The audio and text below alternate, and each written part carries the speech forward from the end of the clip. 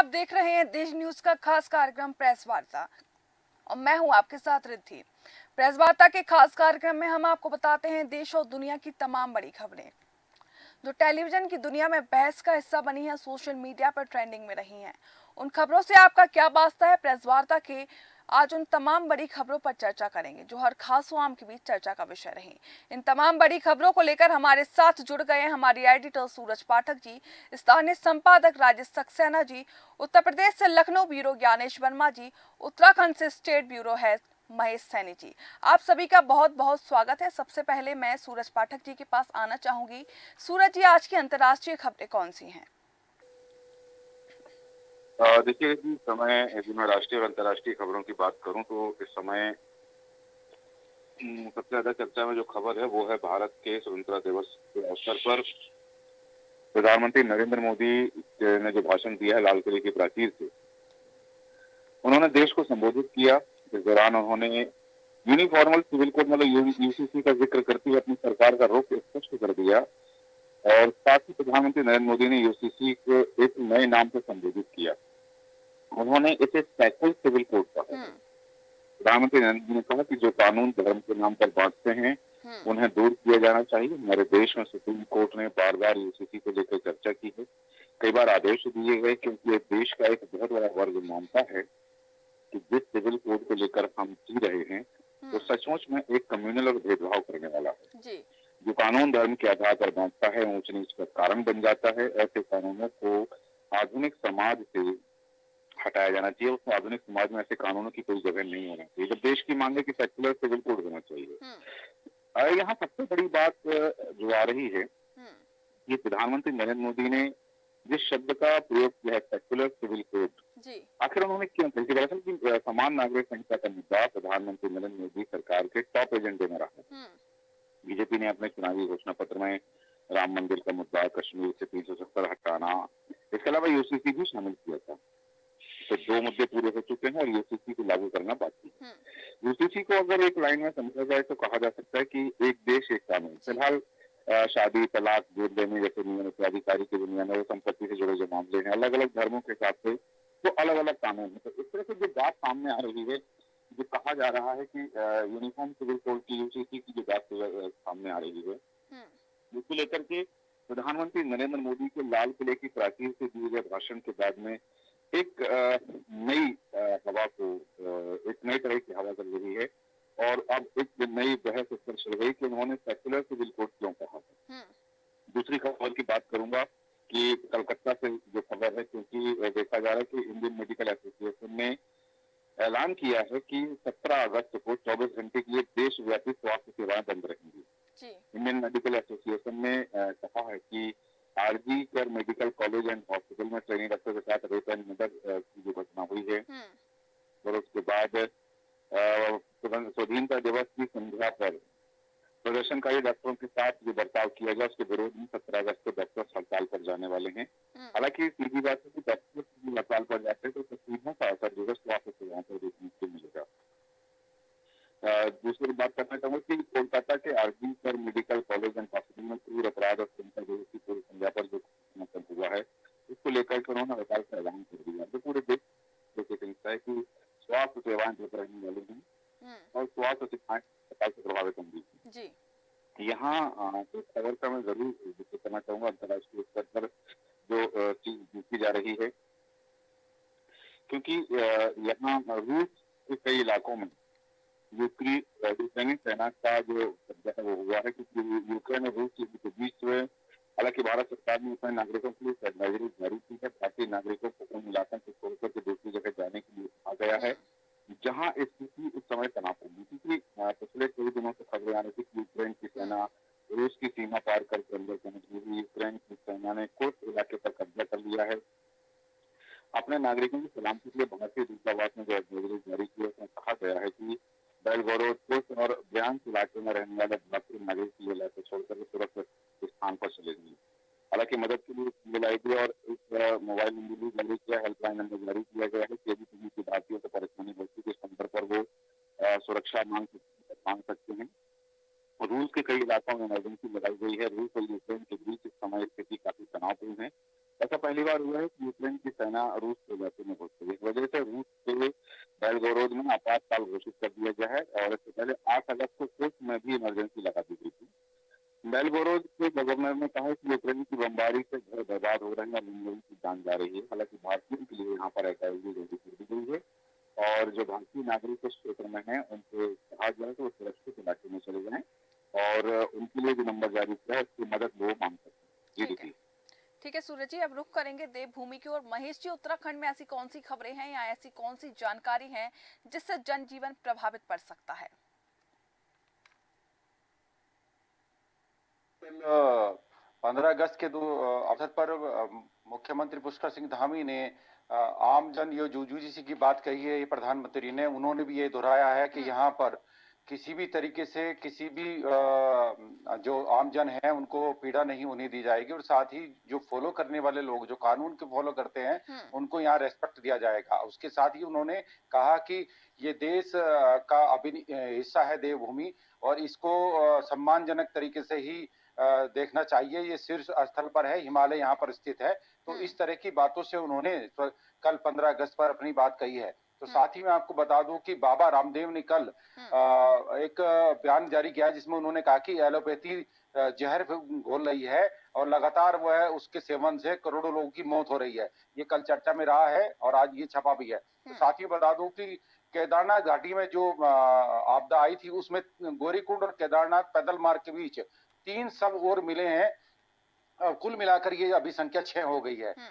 और आपको बता दूं कि कल जहां एक तरफ देश का राष्ट्रीय ध्वज लहराया जा रहा था तो दूसरी तरफ कैप्टन दीपक सिंह शहीद हो गए थे। उनके यहाँ तिरंगे से लिपटकर उनका पार्थिव शरीर लाया गया और उसमें प्रदेश के जो सैनिक मंत्री हैं गणेश जोशी, उन्होंने जाकर के वहां गार्ड ऑफ ऑनर किया और उनको पुष्प चक्र चढ़ाया। तो मैं आपको बता दूं कि वरिष्ठ नागरिकों के लिए एक स्पेशल नीति बनाने जा रही है उत्तराखंड की सरकार। ये घोषणा भी कल मुख्यमंत्री पुष्कर सिंह धामी ने की है और उन्होंने कहा कि स्वराज जो रोजगार है उसके लिए भी एक नीति बनाई जा रही है जिसमें हर वर्ग को शामिल करते हुए लगातार हम काम कर रहे हैं और उसके लिए जल्द ही प्रदेशवासियों को खुशखबरी मिलेगी।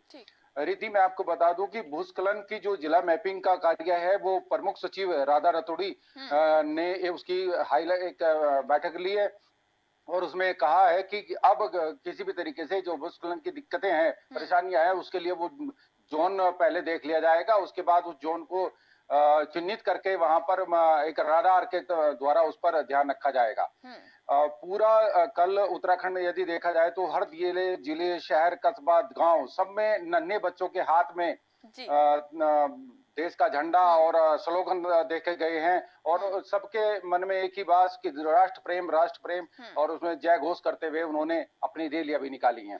तो आपको बता दें कि नगर निगम का चुनाव का लगभग यहाँ उद्घोष हो गया है। उसमें 20 अगस्त से घर घर जाकर के बीएलओ अपना जो वोटर लिस्ट का काम है वो करेंगे और उसके साथ ही उसके लिए भी एक बिल्कुल स्पष्ट गाइडलाइन जारी कर दी गई है कि जो बीएलओ इस कार्य को समय से पूर्ण नहीं करेगा उस पर पेनल्टी यानी कि रेड पेन चल जाएगा। ठीक है।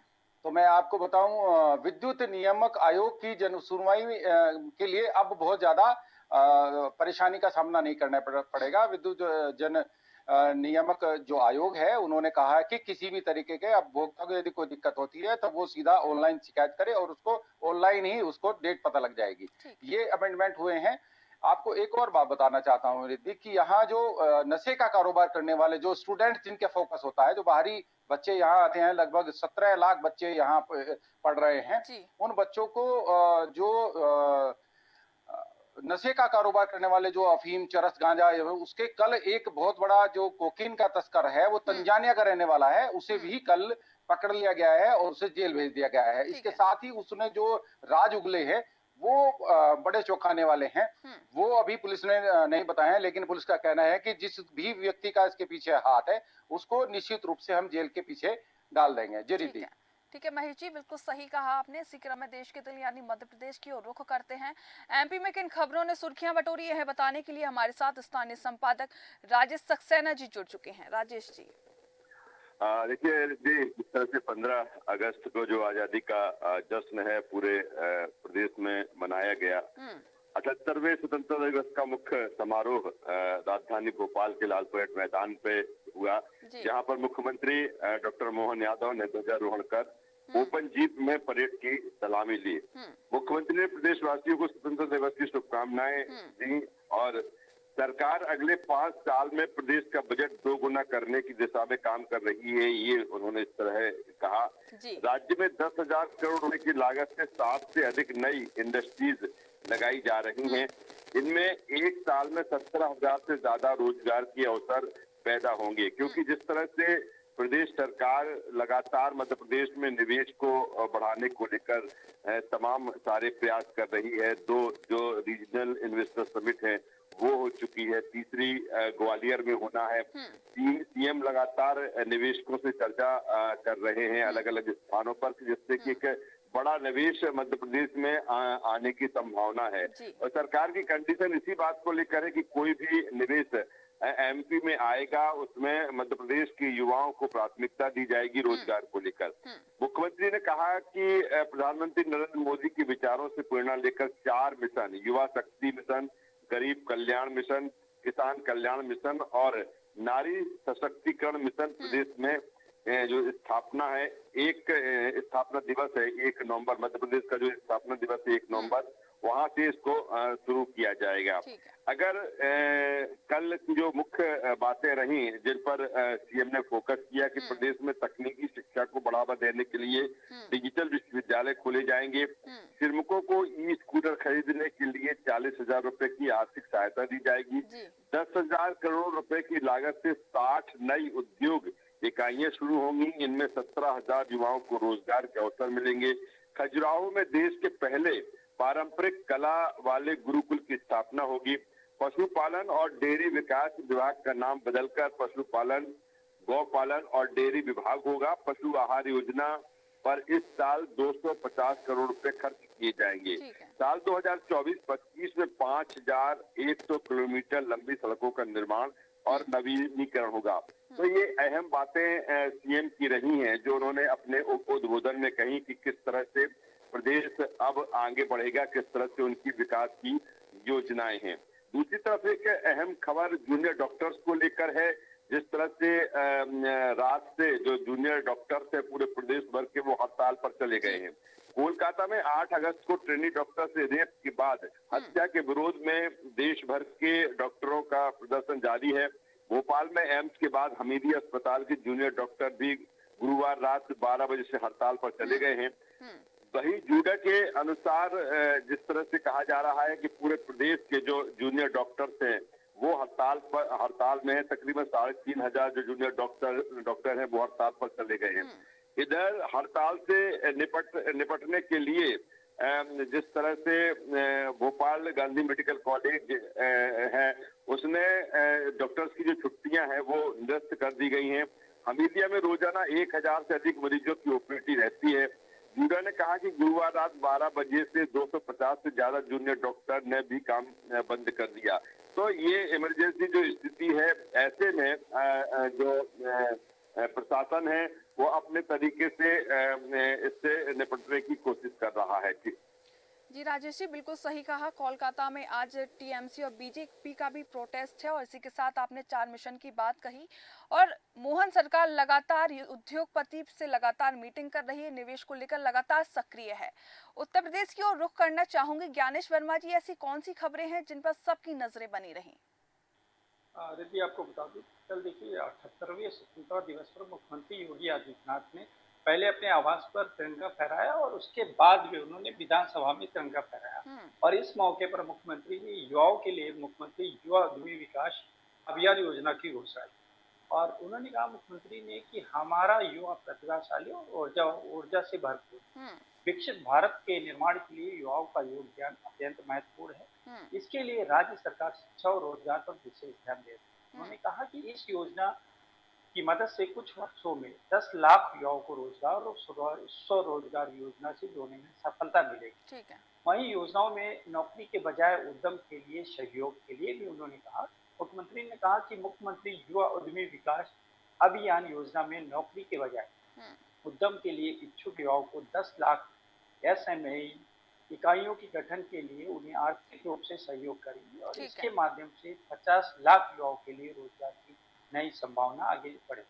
वहीं मैं बात करूंगा रिद्धि की एक खबर जो है वो लखनऊ में खराब मिठाई खाने से जो महिला जज की तबीयत बिगड़ गई थी वह कोर्ट के रेस्ट रूम में बेहोश हो गई थी और स्टाफ ने उन्हें सरकारी अस्पताल में भर्ती कराया। 3 दिन एडमिट रहने के बाद तबीयत में सुधार आया। वहीं मिठाई खाकर जज की बहन और नौकरानी की भी तबीयत खराब हो गई। जिला न्यायालय की एडीजी विशेष न्यायाधीश जज मंजुला सरकार ने नीलकंठ स्वीट्स पर एफआईआर दर्ज कराई। उन्होंने कहा है कि गोमती नगर स्थित नीलकंठ स्वीट्स से जो लड्डू खरीदे थे वो खराब बूंदी के बने थे और उसे खाने से पेट में इन्फेक्शन हो गया, हमारी तबीयत बिगड़ गई थी और मिठाई खाने के 30 मिनट बाद ही पेट में दर्द शुरू हुआ। एडीजी ने पुलिस को दी एप्लीकेशन में लिखा है कि उन्होंने 31 जुलाई की शाम करीब 6:30 बजे गोमती नगर विजयखंड स्थित नीलकंठ मिठाई की दुकान से 250 ग्राम बूंदी के लड्डू और 2 छोटे घेवर अनारसा समोसे और पानी के बतासे खरीदे। घर जाकर जब उन्होंने लड्डू खाए तो उनकी बहन और मधुरिका सरकार और नौकरानी अनीता को दिए और लड्डू खाने के बाद आधे घंटे बाद ही सभी के पेट में दर्द शुरू हुई। जब वह दूसरे दिन कोर्ट पहुंची तो उनकी तबीयत काफी खराब हुई और पूरे दिन उल्टी जैसा महसूस होता रहा। उन्हें लगा कि ये उसने ठीक नहीं किया और 3 अगस्त को कोर्ट में बेहोश भी हो गई। महिला जज ने बताया कि 3 अगस्त को वह कोर्ट में पहुंची तो उनकी तबीयत ज्यादा खराब हो गई और लंच के बाद वह कोर्ट के रेस्ट रूम में अचानक बेहोश और न्यायालय के एडीजी कृष्णकांत शुक्ला, पैरोकार गीता रानी और चालक अंकित शुक्ला उन्हें बेहोशी की हालत में गोमती नगर विस्तार स्थित हेल्थ सिटी अस्पताल में भर्ती कराया। वहां डॉक्टर राकेश श्रीवास्तव ने उनका इलाज किया और डॉक्टरों ने उन्हें बताया कि आपको पेट में गैस्ट्रोएंटेराइटिस इन्फेक्शन हो गया और अस्पताल में चले 3 दिनों इलाज के बाद में उनको ट्रीटमेंट अब भी उनका चल रहा है। इसमें अब तक 62,000 रुपए का खर्च आया। वहीं मैं बात करूंगा रिद्धि की उसके बाद में लखनऊ में खाद्य सुरक्षा और औषधि प्रशासन के अधिकारियों ने नीलकंठ स्वीट्स पर छापेमारी और छापे के दौरान वहां पूरा हड़कंप मच गया और अफसरों ने 7 नमूने सील करते हुए जांच को भेजे हैं और जो वहाँ पे लोग देख रहे थे प्रत्यक्षदर्शी अधिकारियों के मुताबिक कर्मचारी मिठाइयों को छुपाने में लग गए। तो कहीं न कहीं आए दिन शिकायतें आती हैं, उसको लेकर लोग कहीं न कहीं बीमार होते हैं, इसलिए खाद्य और सुरक्षा अधिकारियों ने छापेमारी की। वहीं मैं बात करूँगा रिद्धि की पूर्व प्रधानमंत्री अटल बिहारी वाजपेयी की आज पुण्यतिथि है और सीएम योगी आदित्यनाथ आज उनकी प्रतिमा पर माल्यार्पण करेंगे और लोक भवन में सुबह लगभग 10 बजे माल्यार्पण करेंगे सीएम योगी आदित्यनाथ और शाम को 6 बजे श्रद्धांजलि सभा का आयोजन भी होगा। वहीं मैं बात करूंगा अगली खबर को कि लखनऊ विकास प्राधिकरण ने बुधवार को बक्सी का तालाब में अवैध प्लाटिंग के दौरान निर्माण ध्वस्त किया और इसके अलावा गोमती नगर में कई अवैध निर्माण को सील भी किया गया है। विकास प्राधिकरण के उपाध्यक्ष रमेश कुमार के निर्देश पर शहर में अवैध निर्माण और प्लाटिंग के खिलाफ चलाए जा रहे अभियान के तहत यह कार्रवाई की गई और प्रवर्तन टीम ने बीकेटी क्षेत्र में एक अवैध प्लाटिंग के ध्वस्तीकरण किया और इसके अलावा गोमती नगर के विपुल खंड में एक अवैध व्यवसायिक निर्माण को भी सील किया गया। वहीं प्रवर्तन जोन के 4 अधिकारी रवि नंदन सिंह ने बताया कि वेद प्रकाश तिवारी, रमाशंकर ने बक्सी का तालाब में चंद्रिका देवी रोड पर ग्राम देवरिया कला की भूमि खसरा संख्या 165 पर लगभग 3 बीघा क्षेत्रफल में अवैध प्लाटिंग की और अनियोजित कॉलोनी विकसित की जा रही थी। प्राधिकरण से ले आउट स्वीकृत नहीं कराया गया था और इस अवैध प्लाटिंग के विरुद्ध विहित न्यायालय में केस चल रहा और ध्वस्तीकरण के आदेश पारित किए गए थे और इसको लेकर बुधवार को अवर अभियंता भरत पांडे, जाकिर अली और पोतवर पांडे जाकिर अली ने प्राधिकरण पुलिस व स्थानीय थाने के पुलिस बल के सहयोग से अवैध प्लाटिंग को ध्वस्तीकरण की कार्रवाई की। वहीं मैं बात करूंगा अगली खबर की ओर कि मुख्यमंत्री योगी आदित्यनाथ ने एक नया रिकॉर्ड बनाया है। लगातार 7 वर्ष 148 दिन तक सीएम बनने का रिकॉर्ड उन्होंने बनाया और सीएम ने अखिलेश, मुलायम और मायावती को भी पीछे छोड़ दिया। योगी यूपी में लंबे समय तक कार्यकाल करने वाले पहले सीएम बने। योगी के नेतृत्व में पार्टी की दूसरी सरकार बनी है और नोएडा न जाने का भ्रम भी सीएम योगी ने तोड़ा क्योंकि लगातार लोग कह रहे थे कि जो सीएम नोएडा जाता है वो दोबारा सीएम नहीं बनता है, तो नोएडा जाने से कुर्सी चली जाने का मिथक तोड़ा है। ठीक है ज्ञानेश जी, आपने बताया कि योगी आदित्यनाथ ने अपने नाम एक रिकॉर्ड दर्ज किया है। साथ ही अटल बिहारी वाजपेयी, ग्वालियर में जन्मे अटल बिहारी वाजपेयी की आज छठवीं पुण्यतिथि है। आप सभी का बहुत बहुत शुक्रिया हमारे साथ जानकारी साझा करने के लिए। प्रेस वार्ता के जरिए आपने देश और दुनिया की तमाम बड़ी खबरें जानी। ऐसी जानकारी आपके साथ साझा की गई जो आपके लिए और आपके हित के लिए जानना बेहद जरूरी था। फिलहाल हमारे खास कार्यक्रम प्रेस वार्ता में बस इतना ही। जुड़े रहिए देश न्यूज के साथ। नमस्कार।